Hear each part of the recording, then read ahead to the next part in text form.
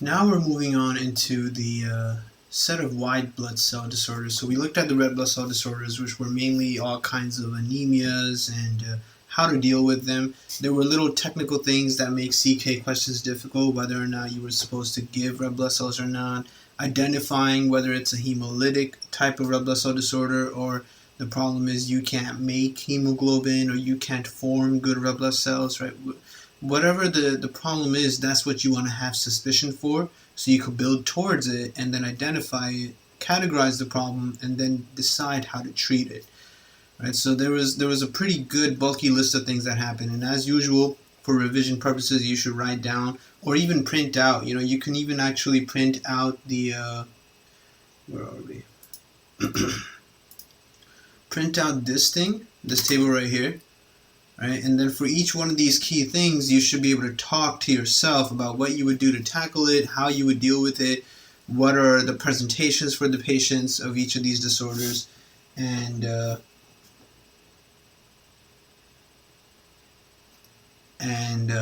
what it would be that you would use to differentiate one issue from the other. Right? So these are some of the key things we talked about. Now moving into white blood cell disorders, the first thing they show us are leukemias. So in general, your white blood cell disorders are going to encompass your leukemias and lymphomas. That's all you're really going to be looking at. And coming back to our step 1 first aid, we're going to have to delve a little more into the various leukemias and lymphomas and how to differentiate them. Right? So right here is where that gets started, and we'll come back to it as we need to. But that's really all there's going to be to white blood cell disorders, and you really want to make sure you could talk about these guys as well without the book in front of you. That's your end goal for pretty much everything, right? Of course, you don't get to that end goal right away, and it takes time to build up to that. But you have to be able to confidently talk about the various types of leukemias, what's special about them, and utilize good memorization techniques for each thing, because you have to be ready for that day when you're like, let's assume you're going into oncology and hematology and you're in front of that attending physician and they ask you to differentiate various leukemias for them, then you have to do that without hesitation.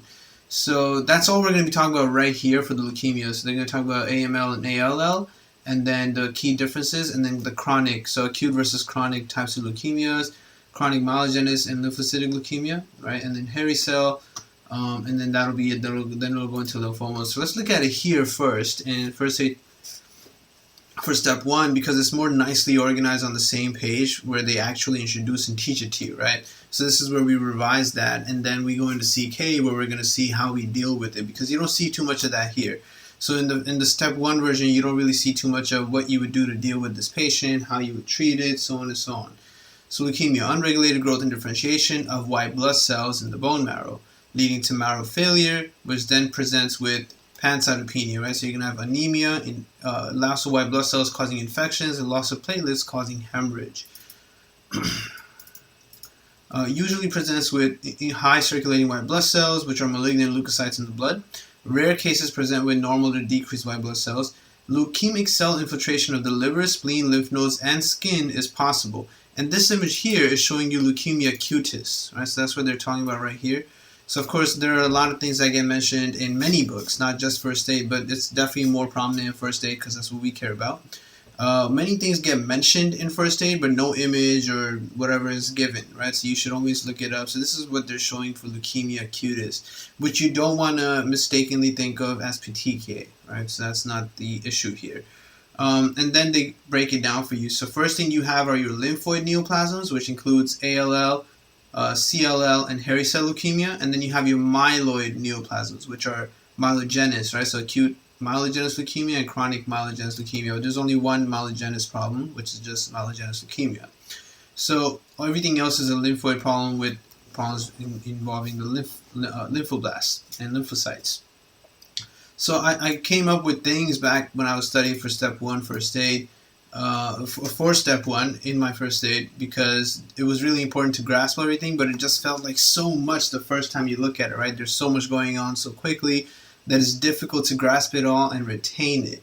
So I came up with this thing, but let's look at what they said first. So most frequently, ALL, acute lymphocytic leukemia or lymphoma, occurs most frequently in kids, less common in adults, but when it does occur in adults, it has a terrible prognosis, which usually means they're just going to die. The T cell ALL can present as mediastinal mass because of the thymoma aspect, right? Presenting as a superior vena cava-like syndrome, associated with Down syndrome, so that's pretty important as well. Peripheral blood and bone marrow have very high amount of lymphoblasts.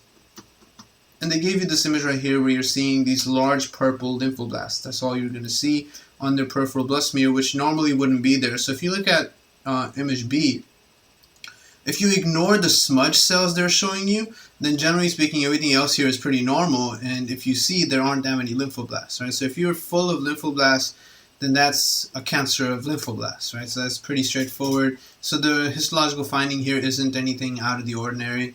TDT positive and CD10 positive. So these are technical things that step 1 likes to pick on. CK won't be picking on these things, but they can mention them in the question to guide you towards the diagnosis, right? They can mention that the cancer was TDT positive. That should ring a bell for ALL to you. And most responsive to therapy. So although it's the most commonly occurring in kids, thankfully it does respond to therapy, and it can spread to the brain and testes, sure, right? That's about it. The only other key thing here was the T1221 variation of it, which has a better prognosis, and you can see the 21 being here because that's associated with Down syndrome, right? So if someone has too many, if they have trisomy 21, they have 3 21s, then the translocation is more possible in such a person. And that's why it's more associated with Down syndrome. So here's the stuff I made up. So for ALL, I just refer to that as adolescent little lymphatics, right, or adolescent little leukemics, because it does occur in kids. Age 10 toddlers will remind you of C10 positivity and TDT positivity. Since I made that up, it stuck to me perfectly, and I never forget this. But when you read this and you study this in this manner, the more times you revise it and think of it all together, it should hopefully stick to you as well. The 12-year-olds may turn 21, right? So that's what's considered becoming adult officially, right? In America, at least. So the 12 may turn 21 and live, which is why you have the T1221 prognosis being the better prognosis. And then the book, Crush Step 1, that book had some more lab findings they mentioned here. But generally speaking, all you really care about is the fact that you're going to see a lot of lymphoblasts. So all in all, this is a pretty straightforward and simple leukemia to worry about. Not anything crazy. And as you can see, age is going to play a big role because right after that, the next one occurs in really old people. So you have chronic lymphocytic leukemia, CLL. This occurs in people who are over 60. And CLL, they have this thing. So just like I made up adolescent little leukemics or lymphatics, they have crushed little lymphocytes because that's what you're going to see in chronic lymphocytic leukemia. You're going to see these smudge cells that do look like they've been splattered, crushed, right? They've been flattened. And once you see those things and you know that the patient is maybe 62, 71, etc., you go ahead and just confidently think it's CLL and you move on.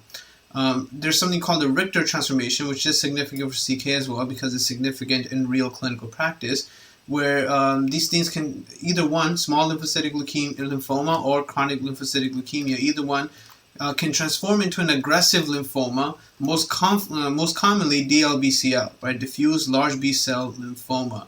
So if that transformation occurs, that's called the Richter transformation. You just have to keep that in mind. But this one is also not anything crazy. CLL is just crushed little lymphocytes. You look for that and you're done. The CD associations are many for this, so you don't really have to worry about it too much. And one of the key things you can see here, looking back to red blood cell disorders, is you could have autoimmune hemolytic anemia.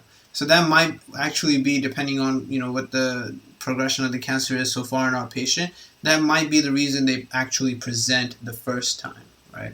Because they have this fatigue and whatever due to the anemia, and they might even have conjunctival pallor, but then at the same time they'll also present with symptoms of this leukemia, such as just overall losing weight, right? So that's kind of like a cancer thing that occurs almost any cancer. Last lymphoid neoplasm is a hairy cell leukemia, which is perfectly named because that's what you see. You see hairy cell. And it's usually going to be seen in adult males. Mature B-cell tumor. Cells have filamentous, hair-like projections, which appear fuzzy on light microscopy.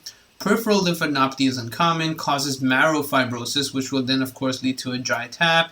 Patients usually present with massive splenomegaly and pancytopenia. They can't make anything. Red blood cells, white blood cells, none of that. Stains TRAP positive, right? Tartrate resistant, acid phosphatase positive. Trap stain has now, though, been replaced with flow cytometry, where you just run the cells through a flow cytometer and you see whatever is going to pop up for the hairy cell leukemia cells. Associated with BRAF mutation is irrelevant, but this is going to be relevant even more so in CK, the treatments, right? So you have a medication here that has statin at the end of it, but has nothing to do with your typical statins, the HMG-CoA reductase inhibitors. This is just called pentostatin because they wanted to call it pentostatin. I don't know why. But this thing is actually used to treat hairy cell leukemia, and so is cladribine. Right? So both of those are actual medications that you can give to patients who have hairy cell leukemia. So let's go back and, oh, actually the last two are here. These are also leukemias. So you have AML and CML, the myelogenous leukemia related to myeloid cells, right? So this is literally aged men leukemia. That's the thing I made up for it, right? It occurs in people who are over age 60, 65. And aged men use canes to walk, so you can think of the hour rods as canes. Hour rods take a little bit of training to catch. Here in the image they give you in the book, it's very clearly visible, but it won't always be clearly visible. All right, you're gonna have to really look for it, and you'll see these like skinny rods, right? And that's when you know that that's an hour rod. They are also myeloperoxidase positive, and they have cytoplasmic inclusions. So those hour rods are myeloperoxidase positive cytoplasmic inclusions seen mostly in APL, high circulating myeloblasts on peripheral smear. Just like the other one had a bunch of lymphoblasts, here you're going to have a lot of myeloblasts on peripheral smear. So that's the other thing you're seeing, these big guys. Risk factors: prior exposure to alkylating chemotherapy, radiation, any myeloproliferative disorder, and again, Down syndrome. Right? There's another one, APL, acute promyelocytic leukemia. This one is due to a translocation 1517, and this is a leukemia that you can fix with vitamin A. Right? So this is a cancer that vitamin A can cure. So this is really awesome, right? Because you don't really often see cancers that are treatable. So far we've seen two, though. In GIT, we saw that people can have malt lymphoma due to the peptic ulcer disease they're getting. And you could treat the malt lymphoma literally with just antibiotics, and the lymphoma goes away. Here, same thing again, right? So now you have a leukemia that you can treat with vitamin A and arsenic. Don't forget the arsenic, right? These guys, what do? They actually push the cells to continue differentiation and finish, right? So induce differentiation of the promyelocytes to actually become fully functional white blood cells that actually carry out their purpose. And then one of the things that occurs while treating this is DIC. All right, so what happens is when you're treating these people, those hour rods actually pop. And the cells can often pop too, and they release contents that end up causing DIC. So DIC is a very common presentation for patients who have AML. Right? I wrote here, careful, AML can occur in Down patients, but APL is extremely rare in Down syndrome. Oh yeah, that was something. Okay, so the way they wrote this page, right? The way they wrote this little paragraph, it looks like they're saying Down syndrome can have APL, right? Because it's just the way that the typing showed up. So they wrote risk factors are X, Y, and Z, all of these things, and Down syndrome, and then they mentioned APL. But the Down syndrome one is actually related to just having general AML, not the 1517 translocation. Clearly, 15 and 17 are both chromosomes that have nothing to do with trisomy 21, and there's no connection there. This is just related to two different scenarios. So very important to not make that mistake and misunderstanding. They didn't really clarify that.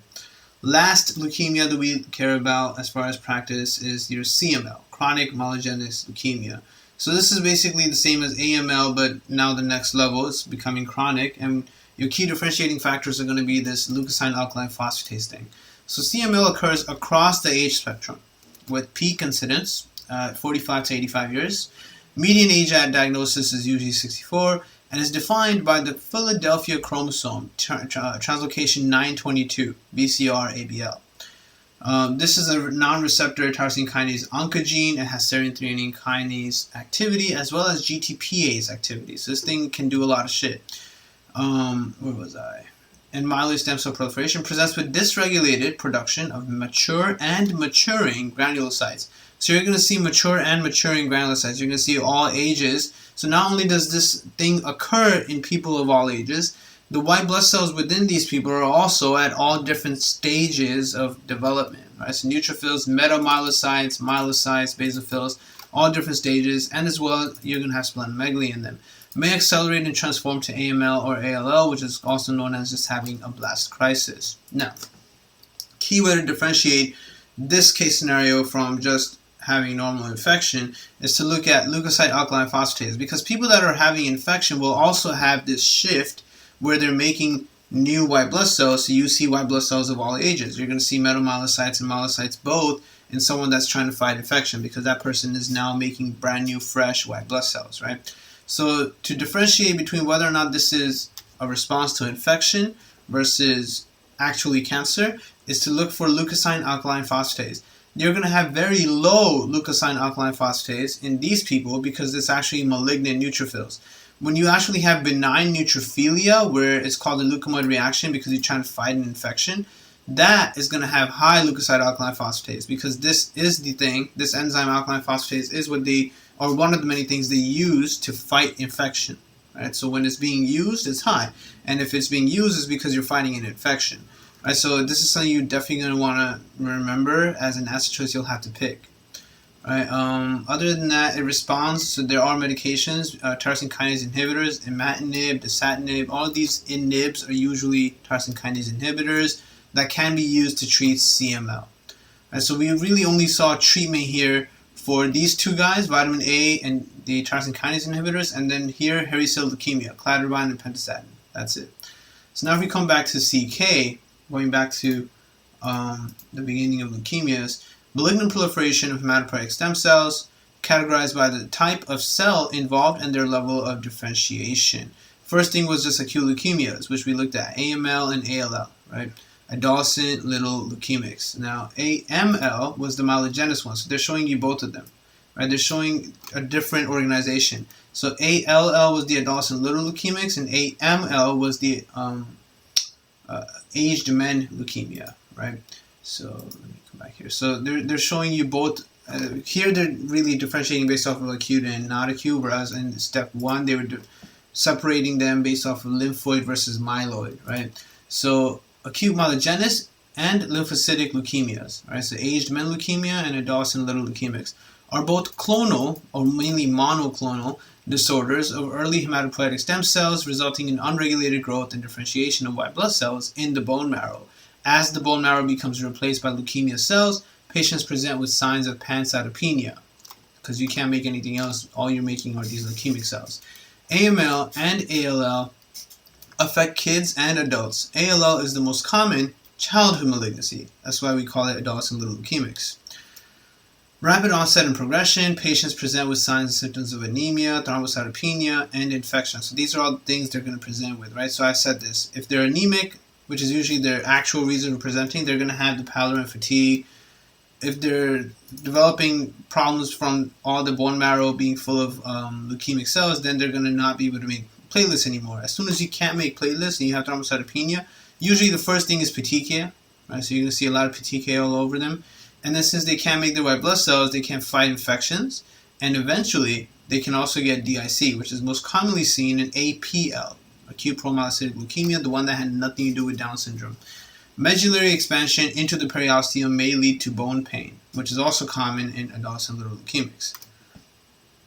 Exam may show hepatosplenomegaly and swollen bleeding gums from leukemic infiltration, as well as decreased platelets, as we already said. Leukemic cells also infiltrate the skin and CNS, which is why we talked about that right here.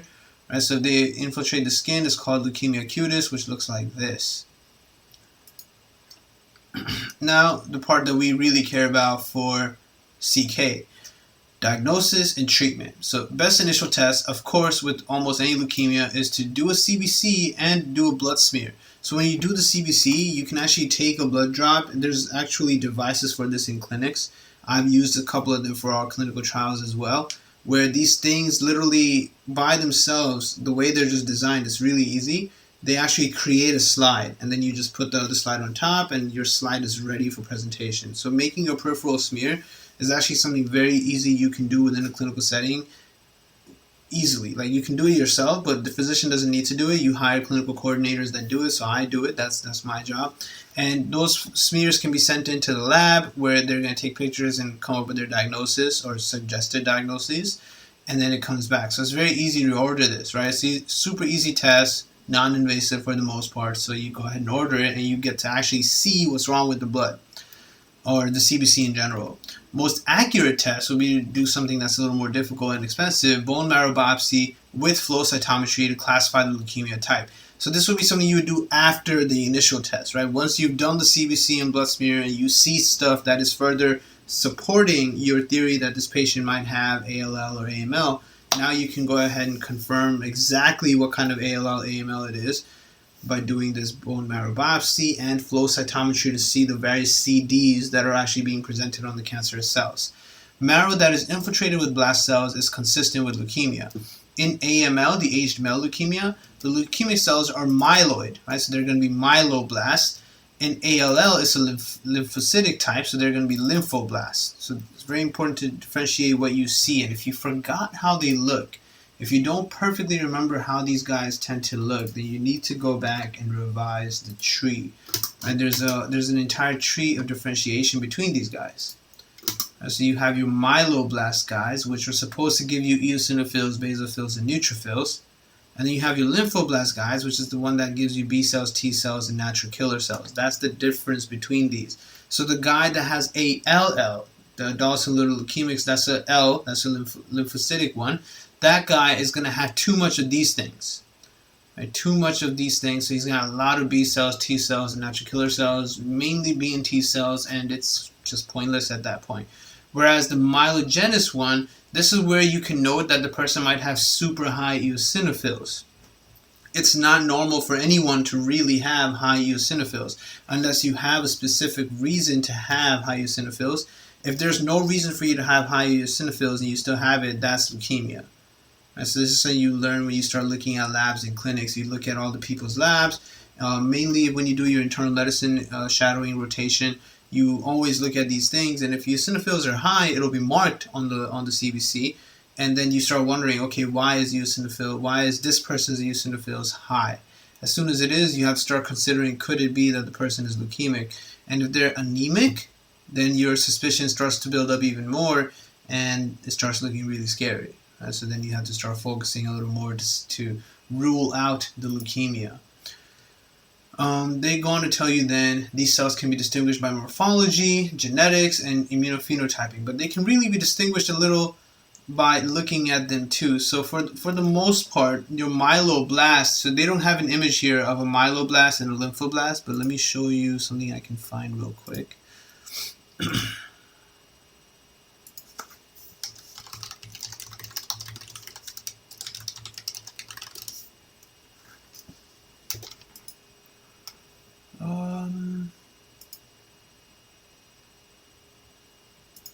Let's see. I see a picture here saying how to tell apart a myeloblast and lymphoblast.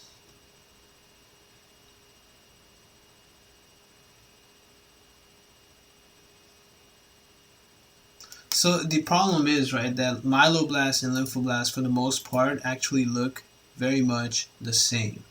Alright, so one of the main things is going to be knowing, like I've always said, you're always going to be looking for something that's not there, right? Something that's not there, because what is there isn't going to be that big of a difference. For the most part, myeloblasts and lymphoblasts are both going to look a lot like this B cell image, and we've already seen, let me go back down here, in the histologic images they gave, right? So like these big purple cells. So if I just threw this image at you, you wouldn't really know if these are myeloblasts or lymphoblasts, but one thing is for sure, that the lymphoblasts will never have hour rods, right? So when you do start seeing the hour rods, that's when you really start thinking, oh, okay, this is a myelogenous issue, right? It's a myeloid.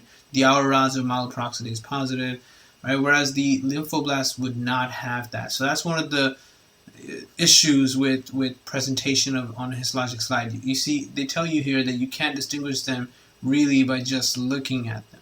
And table 2.7-14, they tell you, so here's a difference of myeloblasts and lymphoblasts, right? So larger, smaller, more and less, conspicuous. And these things are not that visible. They're not that visible. So the little things they're telling you here, you would need a very trained eye to be able to tell the difference between them. Right here they wrote AML and ALL on peripheral smear. image A is showing you the myeloid guy. So these are myeloblasts. 1, 2, 3, 4, 5, 6, 7. Right? So these are all myeloblasts. Let me grab my pencil. So we have a bunch of myeloblasts here. And for the most part, looking at them, if I was to search for hour rods in them, I don't per se really see any hour rods. Right? They say that they're uniform myeloblasts with round or kidney-shaped nuclei and prominent nucleoli are characteristic. Sure. Then they have the lymphocytic one on the right side, ALL. So these big guys are all lymphoblasts. Okay. And for that, they're saying that the peripheral blood smear reveals numerous large uniform lymphoblasts, which are large cells with a high nuclear to cytoplasmic ratio. Some lymphoblasts have visible clefts in their nuclei. So again, although these images are kind of looking different, without any notification, without any messages below, nothing there, it's often going to be very hard to really tell the difference between the two. So the only key factor that'll help you differentiate the two is going to be the fact that AML and myeloid stuff in general will have an hour rod, and you really want to look for that.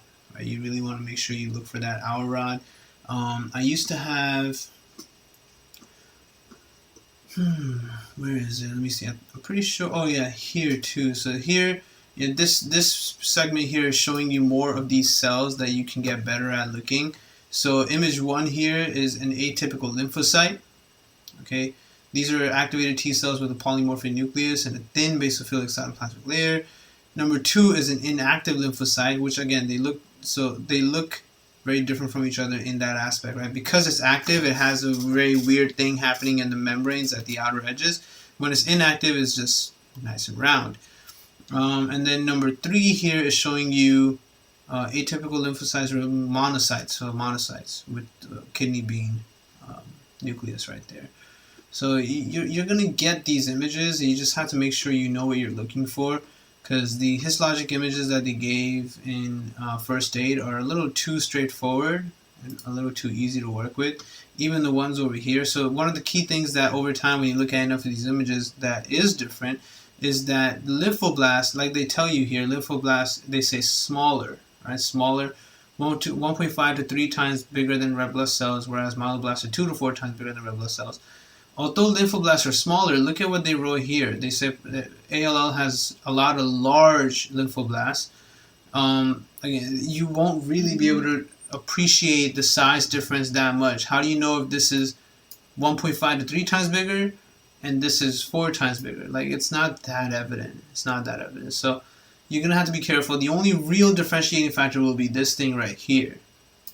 Right? Whereas the myeloblasts or myeloperoxidase positive, because they have the hour rods. Okay.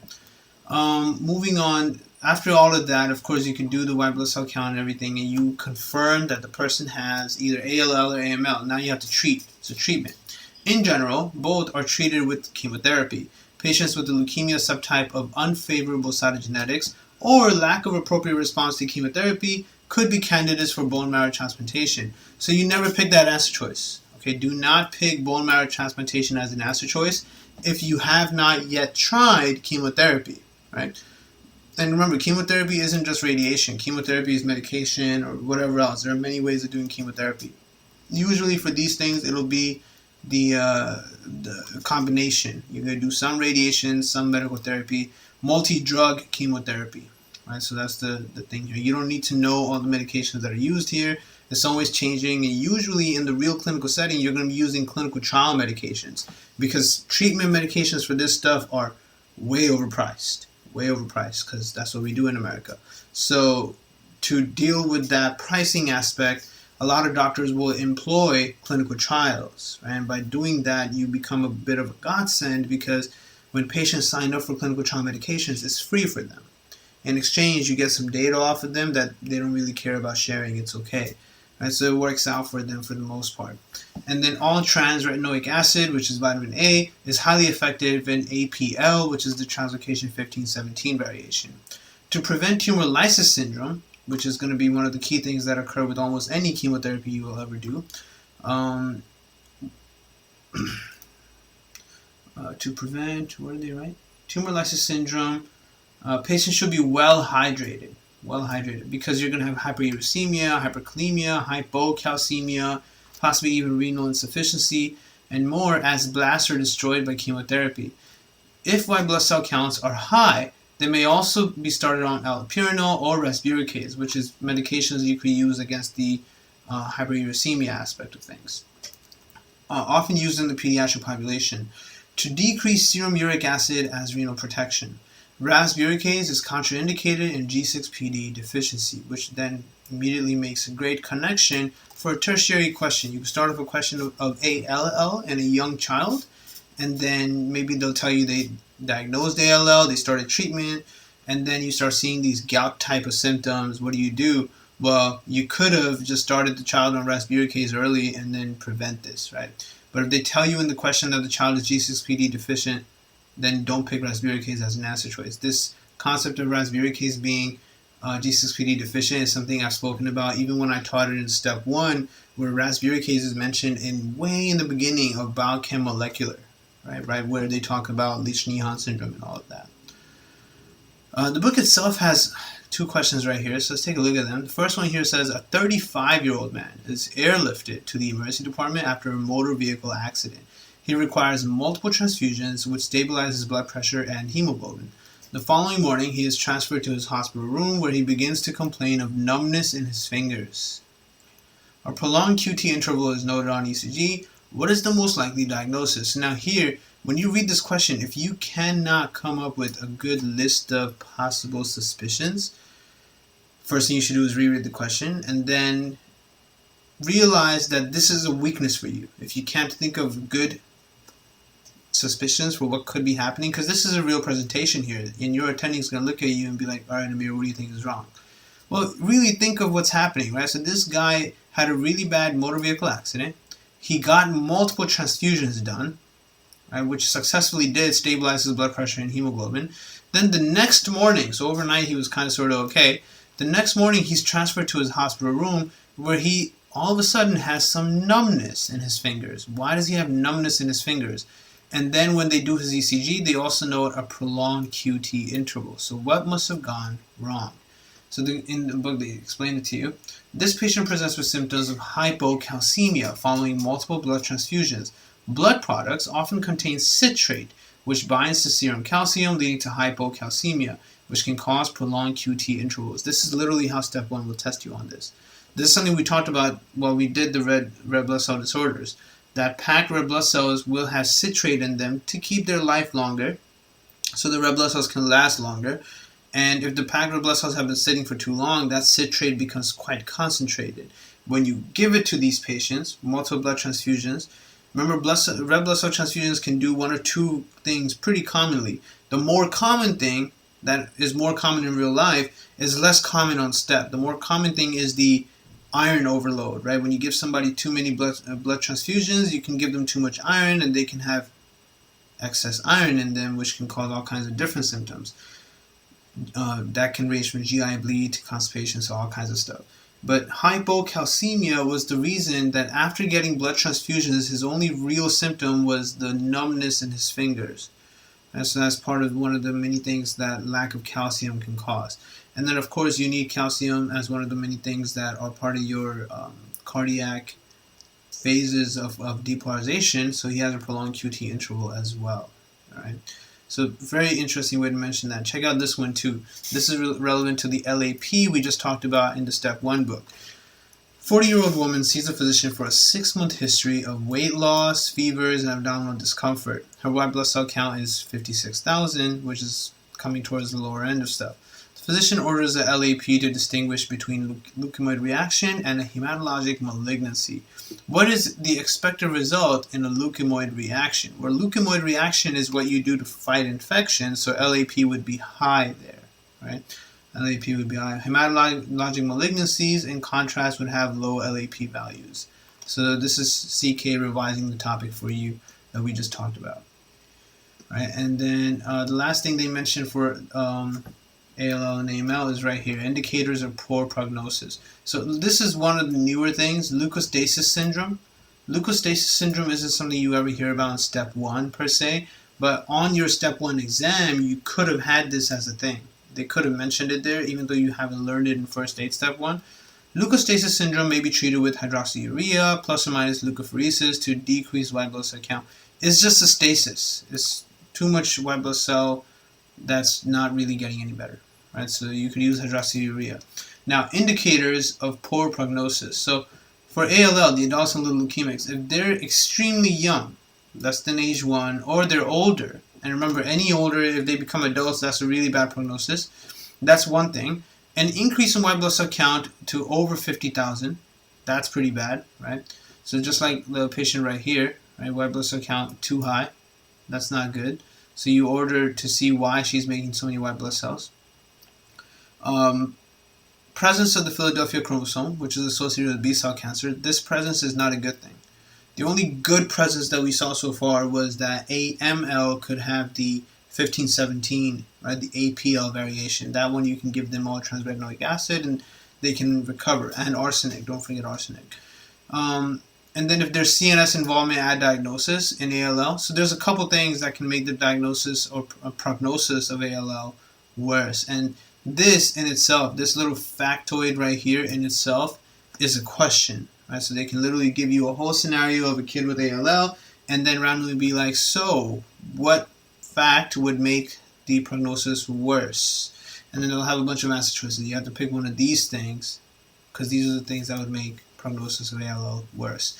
Prognosis of AML gets worse the older you are, if you have elevated LDH, and if you have a poor risk or complex karyotype involvement.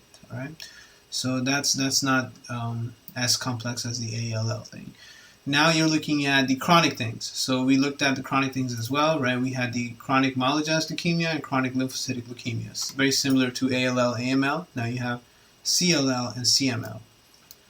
So first they talk about CLL, chronic lymphocytic leukemia, which had the crushed little lymphocytes, right? So the crushed cells. Malignant clonal proliferation of functionally incompetent lymphocytes that accumulate in the bone marrow, peripheral blood, lymph nodes, spleen, and liver, which is why in these cancers you usually will see splenomegaly. Almost all cases involve well-differentiated B cells. Primarily affects older adults. The male to female ratio is 2 to 1, so double the number of men. Often asymptomatic, patients present with fatigue, malaise, and infection. Common physical findings are lymphadenopathy, hepatomegaly, and splenomegaly. Best initial test, as usual, CBC with differential, and do the smear showing mature lymphocytosis. And characteristic smudge cells, that's the main thing. Fragile leukemia cells that are crushed by the slide. They're literally being crushed when you made the slide. Most accurate test after that, you can do a flow cytometry to see the various CDs that were involved, mainly CD5. So remember when we looked at it here, we said that there's a bunch. CD20, 23, 5. 5 is the one that you're looking for on the flow cytometry. Normally it's found on T cells. Now if you find CD5s on B cells, that's when you know that it's CLL. Okay. Granulocytopenia, anemia, thrombocytopenia are common as leukemic cells infiltrate the bone marrow, so pancytopenia effectively. Abnormal function by the leukemic cells leads to hypogammaglobulinemia. And this used to be an answer choice to a question I had seen for CLL back in step 1. Alright, so I don't think I have the question annotated somewhere. It might be in the step 1 book. But hypogammaglobulinemia is something, or low gamma globulins, you have to pick that as an answer choice as something you would find in a patient with CLL. Bone marrow biopsy you don't pick because that's rarely required for diagnosis, but may provide prognostic information. But you don't need to do that unless the question is really asking how do you find prognosis here. All right. Treatment we already saw, right? So fludarabine, or here they also mentioned different medications. So here in step 1 they mentioned cladribine. Cladribine and pentostatin, actually these were for here, right? Okay. We only saw the hairy cell one. So there's another one medication now. These are new for us, right? Fludarabine and chlorambucil. I don't even remember these. So fludarabine and chlorambucil are the chemotherapeutic agents that you can use for CLL. Whether or not you're going to remember that is as hard as pharm in general. Like, I've gotten pretty good at a lot of pharm, but it really depends on like how often you revisit something and how many times you've looked at it and how often you've actually even practiced it in clinical settings. This I've never dealt with, so I don't remember this at all, but over time, again, like you're supposed to be taking notes. You should be having a little simple pamphlet there where you write CLL, you write the thing you're going to look for, which is CD5, right? And then you write fludarabine and chlorambucil because that's what you're going to treat it with. It's a straightforward notes. You can also write that you're going to see hypogammaglobulinemia because seeing pancytopenia is everywhere, but the gamma globulins being low is a thing that's a little more specific to CLL. Treatment, however, is palliative and is often withheld until patients are symptomatic. Recurrent infection, severe lymphadenopathy or splenomegaly, anemia, or even thrombocytopenia, this one having the poorest prognosis. Although CLL has a low likelihood of long-term cure, extended disease-free intervals may be achieved with adequate treatment of symptoms. The clinical stage correlates with expected survival.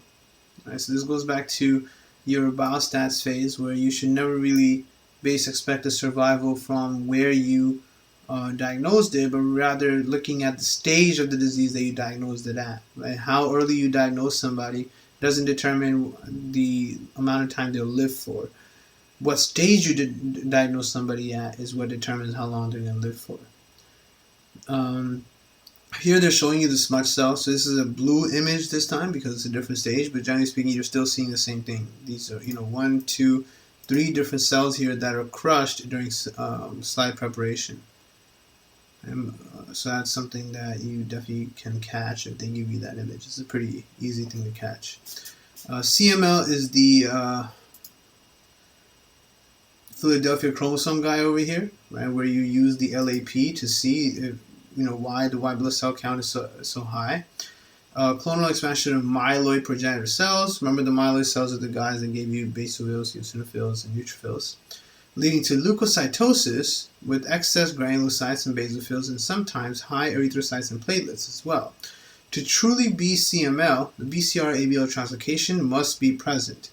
In more than 95% of patients, this is reflected by the Philadelphia chromosome.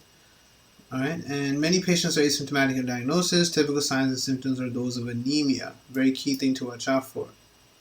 It's usually the first symptomatic thing, right? So other things they might have too much or too less of won't really cause major symptoms until it gets really bad. Patients can have splenomegaly with left upper quadrant pain and early satiety. Constitutional symptoms of weight loss, anorexia, fever, and chills may also be seen. Patients with CML go through 3 disease phases: chronic, accelerated, and then the blast crisis version. Chronic is without treatment. This phase typically lasts 3.5 to 5 years. Infection and bleeding complications are rare, so the chronic variation is sort of silent. Then it becomes accelerated, a transition toward blast crisis with an increase in peripheral and bone marrow blood counts should be suspected when the differential shows an abrupt increase in basophils and thrombocytopenia. Platelet count goes below 100K. Normal platelet count is 150 to 400K. And then the last phase, blast crisis. A large percentage of untreated CML patients will eventually reach this phase. This is going to resemble acute leukemia, and they're going to die in about 3 to 6 months after that. And so this is a pretty problematic thing. Diagnosis and treatment, pretty straightforward. You will do the CBC, but generally speaking, the most accurate test here would be to do the Philadelphia chromosome because you need to see translocation 922 to be able to diagnose it as CML. Although some cases could lack the translocation. Right? So what do you do now? Well, CBC will show a really high white blood cell count, often more than 100K, right, at diagnosis, sometimes reaching even more than 500K, which is extreme. The differential shows granulocytes in all stages of maturation, right? Because remember, CML can occur in various aged people, and the white blood cells are also at various stages of development. CML can be confused clinically with the leukemoid reaction because in leukemoid reaction you also have various stages of development of white blood cells because you're making new white blood cells to fight infection. You're making new natural killer cells, myelocytes, metamyelocytes, and so on. So are you having a left shift where you're actually making more things, or are you just making too much cancerous cells? So this is where you just check for LAP. LAP is going to be low here because this is a cancer. You're not fighting an infection. Last thing, treatment. Chronic, treat with tyrosine kinase inhibitors. We already said for the Philadelphia chromosome, you can just use your tyrosine kinase inhibitors and you'll be okay for the most part. But you can also look for allogeneic stem cell transplantation if some matched sibling donor is available, and very rarely there is a matched sibling available. It's very hard to match bone marrows. Blast crisis, same as that for acute leukemia or second generation tyrosine kinase inhibitors. pretty new names. I've seen dasatinib, never seen nilotinib before. Plus hematopoietic stem cell transplantation or a clinical trial. Usually the main thing to go for, a clinical trial, because these medications are too expensive. So you sign up for the clinical trial instead. This could be something that is in an ethics type of question. Right? You get a patient who newly got diagnosed with some kind of leukemia, and they don't have insurance, they don't have much money. What do you tell the patient? Well, you tell the patient about a new clinical trial. But you shouldn't coerce them. Remember that a person should not be signing up for a clinical trial because they feel like they're helpless. They should be signing up for the clinical trial because they understand that it could help them, right? So I know it sounds kind of weird to say, because of course that person is signing up for the clinical trial because they are helpless. They don't have the money for the real medication. But that shouldn't be the only reason. So on paper, the real reason they're signing up should be because they can understand the fact that this clinical trial medication is designed to help that patient's condition. All right? So that's the key thing to watch out for. Don't pick the answer that says just tell them this is their only option.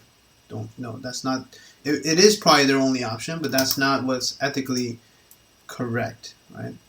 Then the last leukemia was your hairy cell leukemia, which has these hairy projections, right? Careful not to confuse that into a smudge cell. And it's hairy, so think of hairy men. It's usually going to be a man that has this. I think they mentioned that here, didn't they? Yeah, adult males, right? So very important to keep that in mind as well. If you have a female patient, it probably is not hairy cell leukemia. A malignant disorder of well-differentiated B cells. Hairy cell leukemia is a rare disease that accounts for 2% of adult leukemia, most commonly affecting older men. Typically presents with pancytopenia, bone marrow infiltration, and splenomegaly. Right, so you just do a CBC with smear to see the pathognomonic hairy cells. These are mononuclear cells with many cytoplasmic projections. They could stain trap positive, but now we really just do flow cytometry to identify these hairy cells. It's much more easy. And best initial treatment, just cladribine. Alternative treatment options include the pentostatin, splenectomy, and interferon alpha. Median survival without treatment is 5 years. If left untreated, most patients would develop progressive pancytopenia and splenomegaly, eventually requiring therapy. And so that's your hairy cell leukemia. The next set of things are your lymphomas. So now lymphomas are pretty intense as well. So there's a bunch. We already talked about polycythemia and stuff with red blood cell. But then for your lymphomas, you have, let me see, that was actually, it was backwards here in step 1. So that's all of these guys, right? Non-Hodgkin lymphoma versus your, where's the Hodgkin one? Oh, Hodgkin lymphoma, right here. Right? So it starts from here, Hodgkin versus non-Hodgkin lymphoma. Very important to understand the simple difference between the two. There's a very simple difference between the two, which is the fact that Hodgkin lymphoma, right, is actually going to be a single localized thing with contiguous spread. So you see how these 3 circles are continuous? Right, they're together. There's a contiguous spread. Whereas non-Hodgkin lymphoma is not together. So it occurs throughout the body, as you can see here. Right, the circles are all over. Right, non-Hodgkin can arise in lymph nodes throughout the body. They're not together. Hodgkin is together, likely to arise in the neck, underarms, or chest in similar contiguous fashion. That's the only real easy, clear differential between the two. Hodgkin also has Reed-Sternberg cells, right, which actually look like owl's eye cells. That's something that they talk about. And it also has a bimodal distribution where it occurs in young people and very old people, but not middle-aged people. Right. The non-Hodgkin, there isn't anything specific that's unique to it. So there aren't many Hodgkin lymphomas you need to worry about. There's not too much to know about these things, really. You're not gonna. I don't think I've ever seen a question where you had to differentiate between one of these 4. But one of these 4 could be an answer choice you might need to pick. So, for example, if they write nodular sclerosis lymphoma or lymphoma with nodular sclerosis, they're talking about a Hodgkin lymphoma, and that would be the correct answer. All right. So if your question is about a Hodgkin lymphoma, any one of these 4 things could be the answer choice. They don't have to just write Hodgkin lymphoma. They could also just tell you that you're going to see owl's eye cells or Reed-Sternberg cells. And remember that these guys are CD15 and CD30 positive. All right, so very, specific kind of thing over here. Your non-Hodgkin lymphoma, the one that occurs throughout the body, is the set of things that has the most translocations to it. It has a bunch. So I made up nice simple things for each of their translocations. And generally speaking, you don't ever really want to be very confused between one type of lymphoma and another when you're trying to figure out answer choices. Don't get lost over there.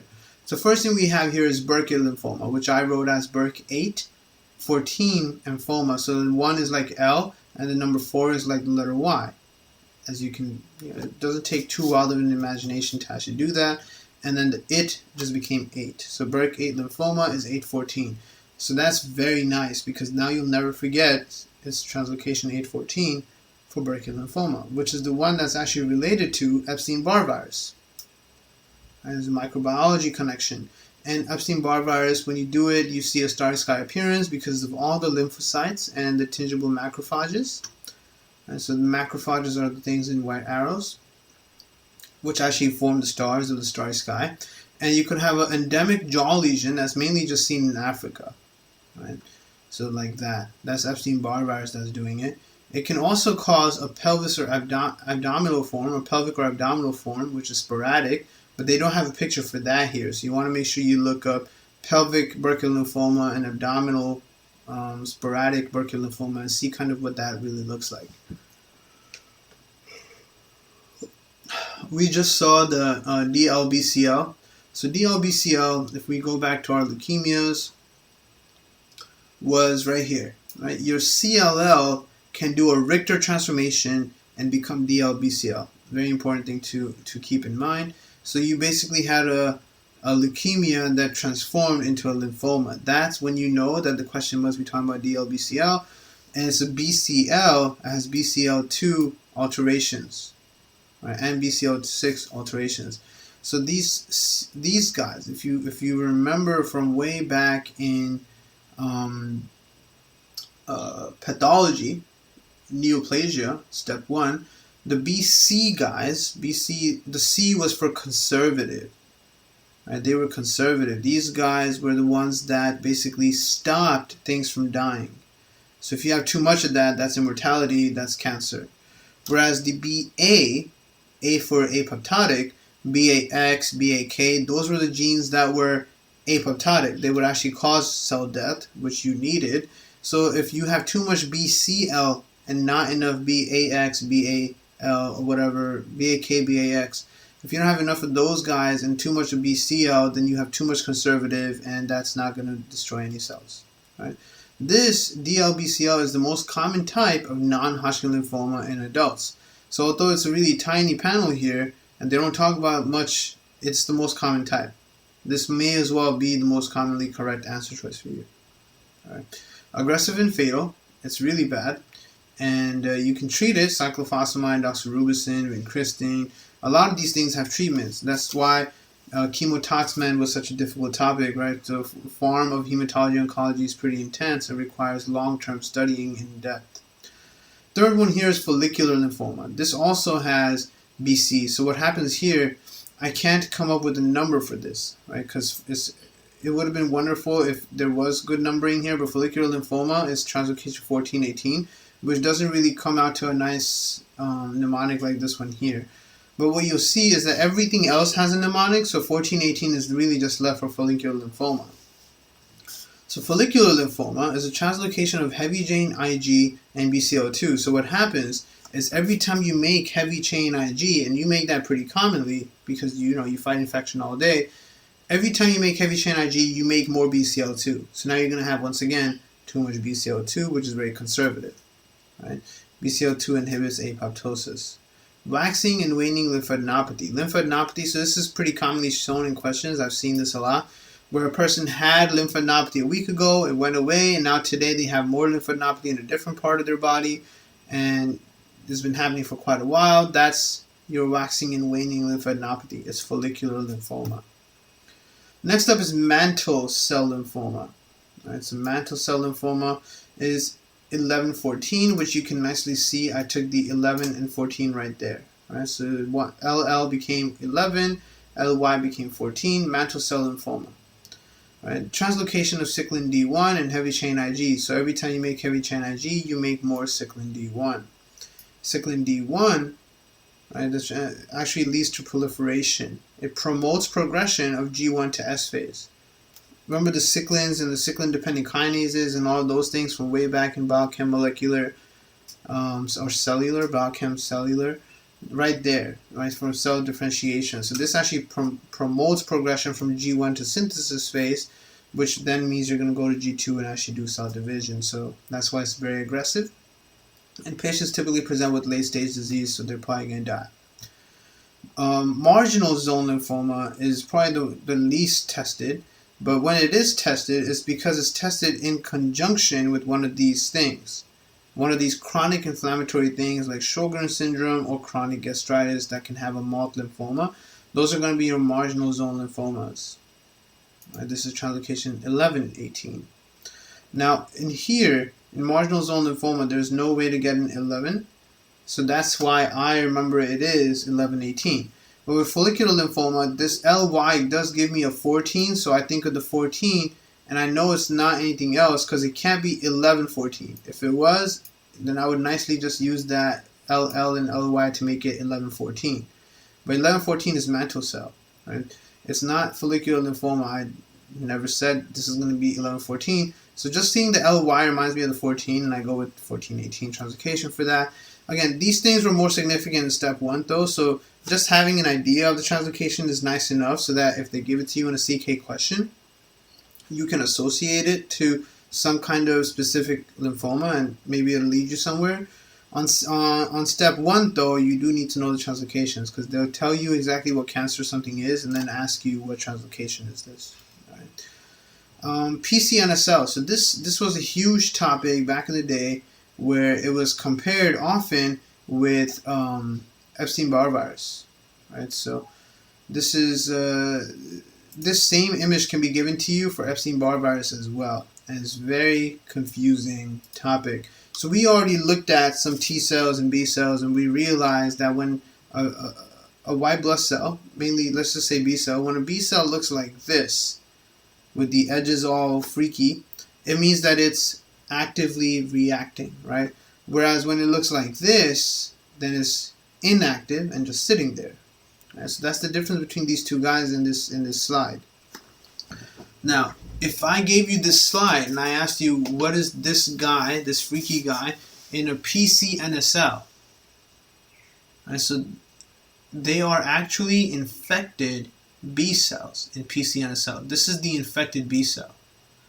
Right? It's not that it's reacting to an infection. This one is the infected B cell. Right? T cells are key in AIDS-related T cell lymphoma. This is an infected B cell. Right? Consider an AIDS-defining illness, variable presentation. They go on to tell you a couple other things, but most commonly associated with HIV/AIDS, pathogenesis, it does involve Epstein-Barr virus infection. Now, going back to Epstein-Barr virus infection, if I gave you the same image and I asked you what's happening, then this would actually be a reactive T cell. Right, so that's the key difference here. Very UWorld loves that topic. I'm pretty sure they still have that as a question. Let me see, virology and then Epstein-Barr virus. I think I skipped it.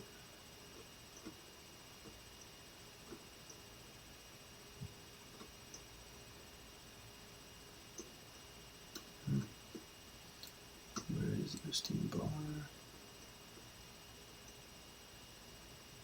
Oh. Where else did I talk about that before then?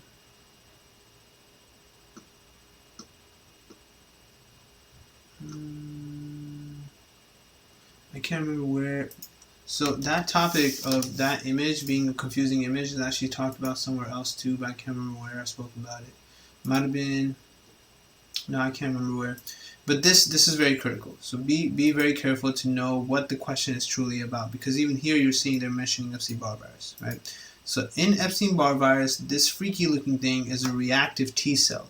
Because remember, in Epstein-Barr virus, you actually infect B cells. Right? The B cells get infected, but the B cells don't do anything. The B cells are sleeping. Right? So that would be this guy. So in Epstein-Barr virus, you're actually going to infect this, right, that's a B cell for that matter. Remember that on slides you cannot tell the difference between a B or T cell. But Epstein-Barr virus would infect the B cell, and then the T cell would be the one reacting and forming antibodies eventually to try to kill the infected cells. Okay, but in PCNSL, which is what we're looking at right now, primary central nervous system lymphoma, this guy is the infected B cell. Right? This is the infected B cell. So this is actually causing your B cell to look really funky because it's infected. Right? It's a very key difference between the two histologically. And this was a question on UWorld where basically half and half, people were confused and all over the place.